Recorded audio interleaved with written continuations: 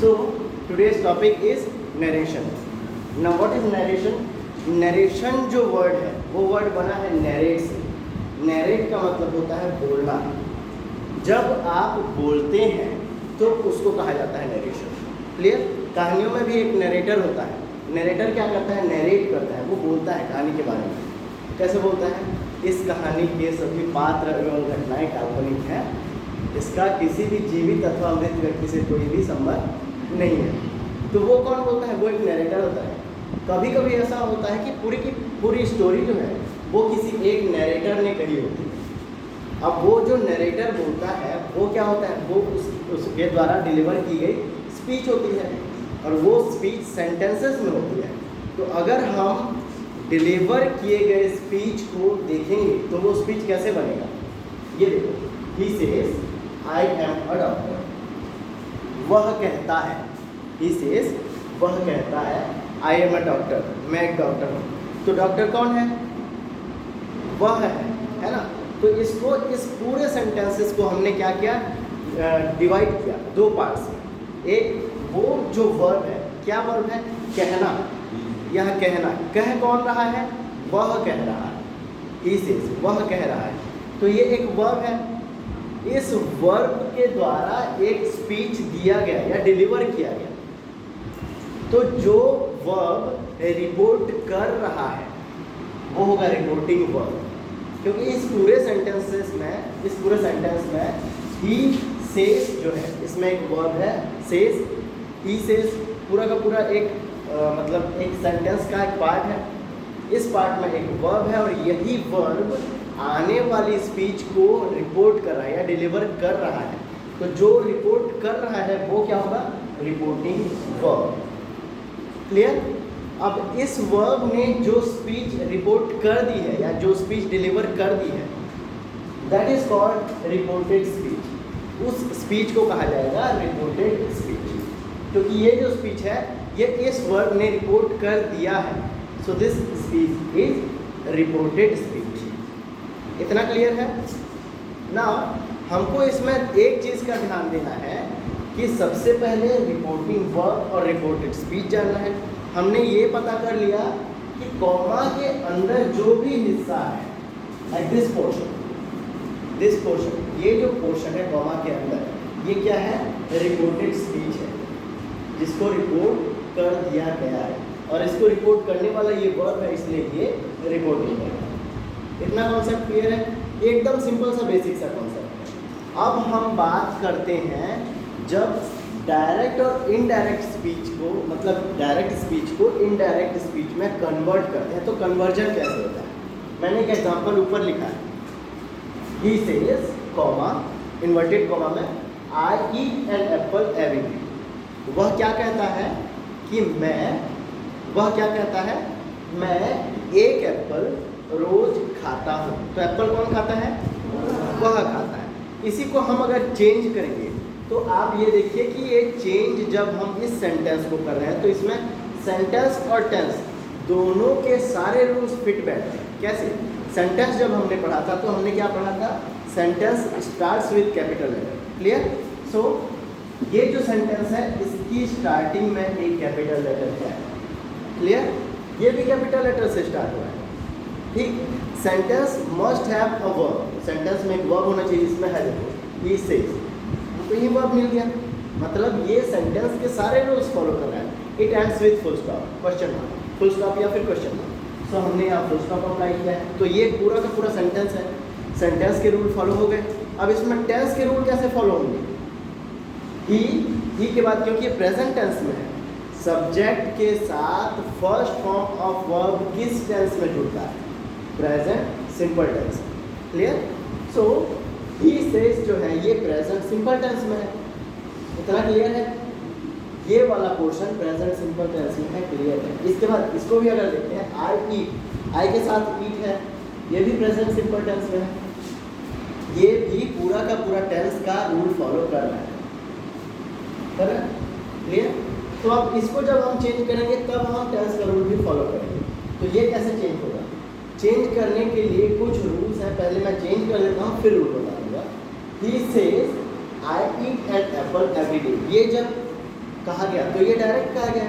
इसी को जब हमने इनडायरेक्ट में कन्वर्ट करना है तो हम कैसे करेंगे, ही सेज, कॉमा इन्वर्टेड कॉमा हट जाएगा, लग जाएगा दैट। दैट क्या कर रहा है, इन दोनों को जोड़ रहा है।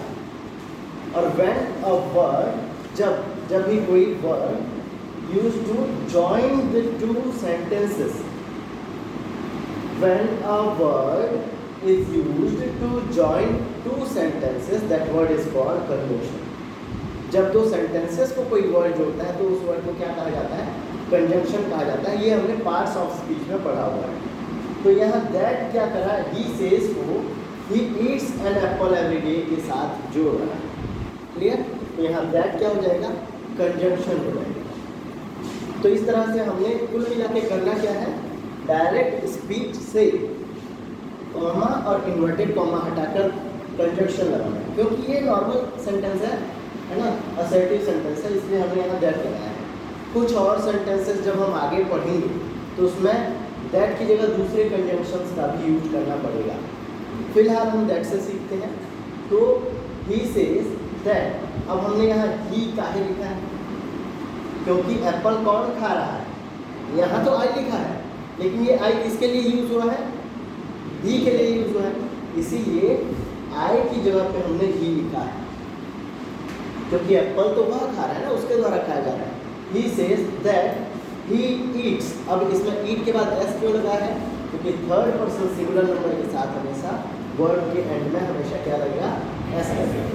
सो he says that he eats an apple every day, बाकी सेंटेंस सेम है। क्लियर? अब इस सेंटेंस को कन्वर्ट करने के लिए मैंने कौन कौन से रूल्स फॉलो किए। रूल्स मैंने यहाँ 3 रूल्स लिखे हैं, रूल्स और बहुत सारे हैं, लेकिन इसके बाद में फिर बाकी सारे रूल्स बता दूंगा। फिलहाल 3 रूल समझते हैं। First rule is comma and inverted comma is replaced by conjunction.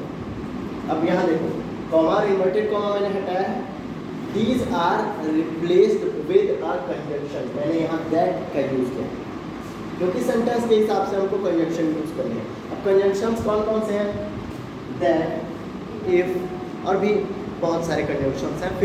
फिलहाल हम लोग ये दोनों कंजंक्शंस को एज एन एग्जांपल समझते हैं। तो हमने क्या किया, कॉमा इन्वर्टेड कॉमा को हटाया और लगा दिया क्या, दैट। क्लियर? सेकंड रूल क्या कहता है, subject of reported speech. Reported speech कौन सा है, ये रिपोर्टेड स्पीच का सब्जेक्ट कौन सा है, I. Clear? Subject of reported speech is changed according to the subject और ऑब्जेक्ट ऑफ रिपोर्टिंग वर्क। मतलब रिपोर्टेड स्पीच का जो सब्जेक्ट है ये किसके हिसाब से चेंज होगा, रिपोर्टिंग वर्क के सब्जेक्ट या ऑब्जेक्ट के हिसाब से, क्योंकि ही सेज के बाद हमारे पास कोई ऑब्जेक्ट नहीं है। ऑब्जेक्ट नहीं होने की स्थिति में हम सब्जेक्ट की बात करेंगे और इस सब्जेक्ट को इसके हिसाब से चेंज करेंगे। So subject of reported speech is change according to the subject of reporting work. Clear? इतना क्लियर है? तो हमने इसको इसके हिसाब से चेंज कर दिया। सो इसको जब चेंज किया तो क्या हो गया, ही सेज कॉमा इन्वर्टेड कॉमा हट गया, लग गया दैट, कॉमा इन्वर्टेड कॉमा हट गया, क्या लग गया, that and subject of reporting work. I change हो गया ही की जगह, ऐसा। ठीक, बाकी टेंस तो सेम रहेगा, क्योंकि हमारा तीसरा रूल क्या कहता है, the tense of reported speech is changed according to the tense of reporting work. मतलब इसका टेंस, इस सेंटेंस में जो भी टेंस होगा वो इसके टेंस के हिसाब से चेंज होगा। सो हमने, क्योंकि ये प्रेजेंट टेंस में है तो इसको प्रेजेंट टेंस में लिख दिया है। अगर ये पास्ट में होता तो इसको हम पास्ट में कन्वर्ट करते, उसके रूल्स अलग हैं, उसको इसके बाद में बताऊंगा। फिलहाल इतना समझ लेते हैं। 3 रूल्स मैंने लिखे हैं, कॉमा एंड इन्वर्टेड कॉमा हटाना है, लगाना क्या है, कंजंक्शन। कंजंक्शन में क्या होगा, फिलहाल दैट लगा है। सब्जेक्ट ऑफ रिपोर्टेड स्पीच को चेंज करना है किसके according, according to the subject या फिर ऑब्जेक्ट ऑफ रिपोर्टिंग वर्क। तो वो हमने कर दिया ये।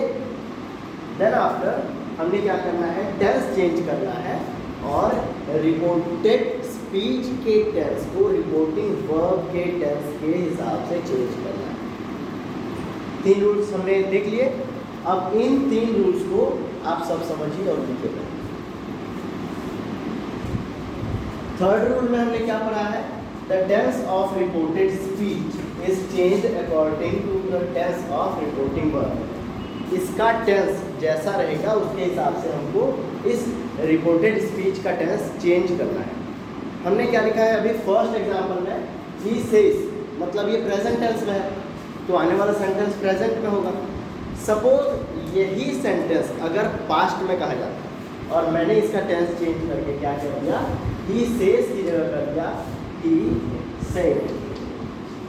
He said I eat an apple every day.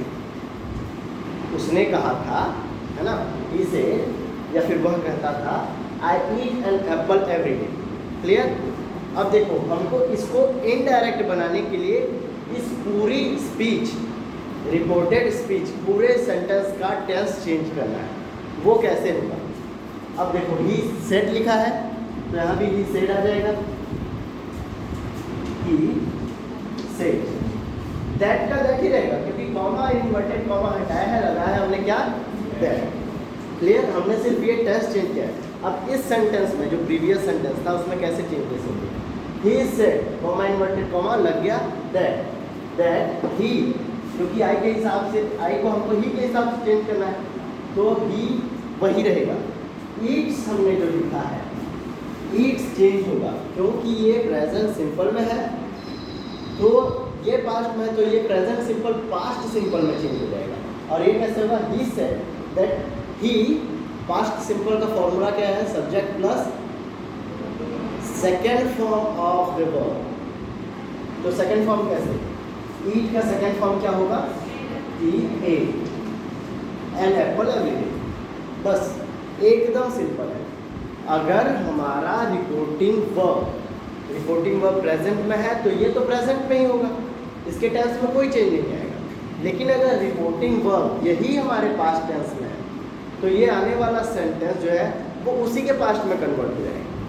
ये प्रेजेंट सिंपल में था, पास्ट सिंपल में बन जाएगा, है ना। प्रैक्टिस आगे करेंगे तो और भी बहुत सारे सेंटेंसेस बनाएंगे। ये दूसरा एग्जांपल है, तो दूसरा एग्जांपल टेंस चेंज करने का आप लोग देखिए। अब हमने टेंस चेंज करके एक और एग्जांपल लिया है और उसमें हमने क्या किया है, दो अलग अलग टेंस। कैसे, रिपोर्टिंग वर्ब जो है, रिपोर्टिंग वर्ब राज सेड कौन से टेंस में है, पास्ट में, ये है पास्ट में। और हमारा दूसरा जो सेंटेंस है जो रिपोर्टिंग वर्ब के बाद रिपोर्टेड स्पीच है, वो रिपोर्टेड स्पीच कौन से टेंस में है, I am going to Delhi. देखिए किस टेंस में है, present, present continuous, present continuous में आई एम गोइंग। क्लियर। ये प्रेजेंट कंटिन्यूअस में है और ये पास्ट टेंस में है। तो हमने क्या देखा है कि इसको, इस सेंटेंस को इसके टेंस के हिसाब से कन्वर्ट करना है। तो अब हम कैसे कन्वर्ट करेंगे, राज का राज, सेड का सेड, कॉमा इन्वर्टेड कॉमा हटेगा, लग जाएगा दैट। अब I am going to Delhi, Delhi कौन जा रहा है, राज जा रहा है, तो हम यहाँ राज लिख सकते हैं, लेकिन it is better to use pronoun. Raj की जगह पे कोई प्रोनाउन, राज के लिए कौन सा प्रोनाउन यूज होगा, ही। राज सेड दैट ही। एम क्योंकि प्रेजेंट टेंस में है, एम प्रेजेंट में है, हमको इसका पास्ट लिखना है, तो ही के बाद क्या हो जाएगा, वॉज। एम का पास्ट क्या होगा, ही वॉज, ही वॉज। आगे गोइंग टू दिल्ली, बस गोइंग टू दिल्ली। एक चीज हमेशा याद रखना, डायरेक्ट स्पीच में कॉमा इन्वर्टेड कॉमा होगा, लेकिन जब यही स्पीच इनडायरेक्ट में कन्वर्ट करेंगे आप तो कॉमा और इन्वर्टेड कॉमा हटा ही देना है, लास्ट में फुल स्टॉप होगा सर। क्लियर। सो जब हमने ये देखा कि हमारा रिपोर्टेड स्पीच प्रेजेंट में है लेकिन रिपोर्टिंग वर्ब पास्ट में है, तो ये रिपोर्टेड स्पीच भी आगे जाके पास्ट में कन्वर्ट हो जाएगा, सिमिलर पास्ट। ठीक। So Raj said I am going to Delhi, ये कन्वर्ट होके क्या बन जाएगा, Raj said that he was going to Delhi. Clear. So this is all about narration. Narrations के ऐसे ही रूल्स होते हैं।